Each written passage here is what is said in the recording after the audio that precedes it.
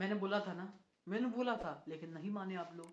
मैंने कितनी बार समझाया है कि गांव की चीज इंस्टाग्राम पे मत डाला करो। अब वही चीज भी हमारी शहर में पहुंच गई, मानती नहीं हो यार।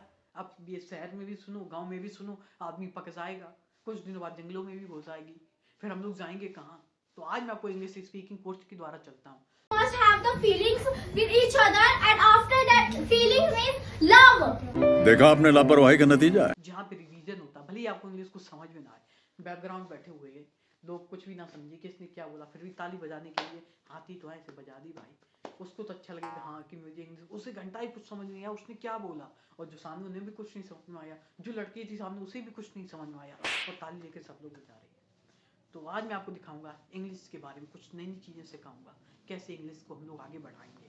क्योंकि आप भारत देश की जो हिंदी खत्म ही होता है, इंग्लिश ही लोग हकेंगे, मूतेंगे, पादेंगे, इंग्लिश से ही सब कुछ करेंगे, इंग्लिश ही खाएंगे भाई।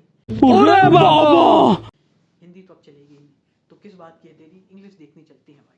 Must have the feelings with each other, and after that feelings means love. When money comes between two person, then feeling starts. You are talking about money and तो देखा आपने, रूम में बंद करके ये बकचोदी होती है। सब लोग बोलते हैं घूमने गया, ये करने गया, वो करने गया, ऐसा कुछ नहीं होता। इंग्लिश का कोर्स चल रहा है जो आपको खुद ही समझ में नहीं आता है। इससे बढ़िया 30 रुपए इंग्लिश स्पीकिंग कोर्स ले लो, कम से कम उसमें चित्र तो देखने को मिलेंगे आपको, भले ही आपको कुछ समझ में ना आए, चित्र तब भी आप देख सकते हो। अब ऐसे ही देख लो, आपको क्या ही समझ में आ रहा है।